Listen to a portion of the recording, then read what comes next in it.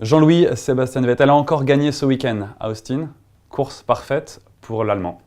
Absolument parfaite parce qu'il a pris un départ canon, même si Weber était très bon également. Mais Sébastien Vettel, comme toujours, il a contrôlé un petit peu à droite, un petit peu à gauche. Finalement, c'est Romain Grosjean qui, derrière, a pris la meilleure solution, tandis que Weber était, lui, coincé à l'intérieur. Et quand vous êtes coincé à l'intérieur, il faut ralentir plus fort que les autres concurrents, sous prétexte sinon d'aller tout droit et de les taper. Donc Weber a dû faire attention et il a perdu des places. Donc Vettel, dégagé de l'emprise de Weber, eh bien, il fait sa course en tête, en solitaire, à la Vettel, à savoir 8 secondes d'avance construite impeccablement, et il a gardé cet avantage la plupart du temps pour contrôler Grosjean derrière, et naturellement tous les poursuivants. 8e victoire d'affilée pour Sébastien Vettel. Jean-Louis, tout le monde parle d'un record, mais comme vous nous l'expliquez, ce n'est pas un record totalement absolu. Oui, parce que ce record de 8 victoires d'affilée, il bat celui de Michael Schumacher, qui était de 7 victoires d'affilée. Donc pour l'instant, effectivement, il y a Sébastien Vettel qui en a 8. Mais on sait qu'en 1952 et 1953, c'est-à-dire fin de la saison 52 et début de la saison 53, eh bien Alberto Ascari, lui, a totalisé 9 victoires d'affilée.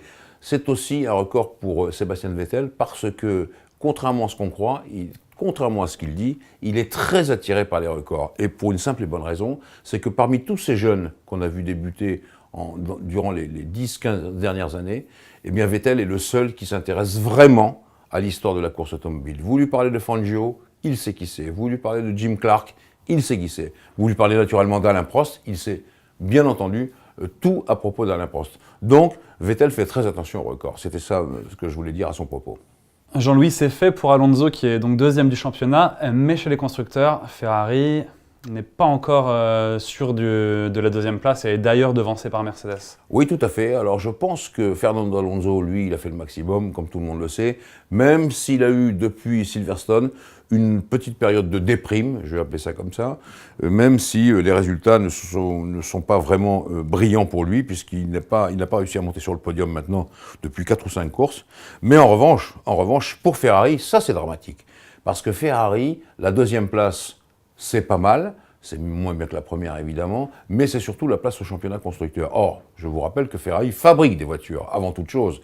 Même si elle a une Scuderia qui marche, c'est ça qui est important.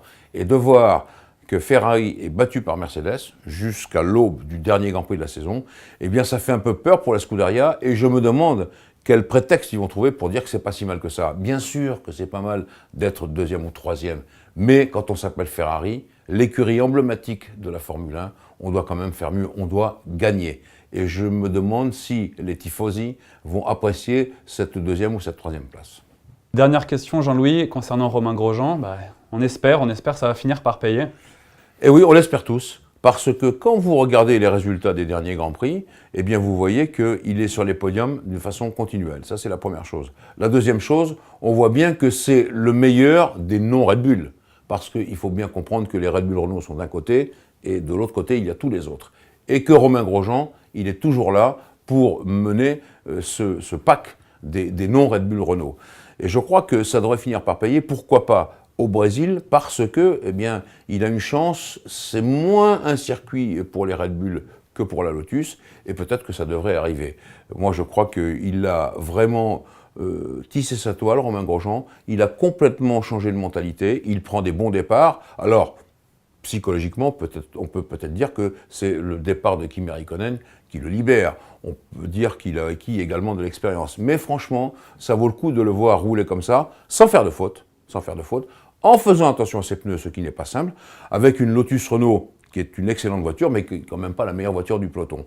Donc, je pense que ça va finir par payer. Je voudrais bien que un jour, ça arrive, par exemple, au Brésil, où, je le répète, il peut faire mieux, peut-être, que les Red Bull Renault.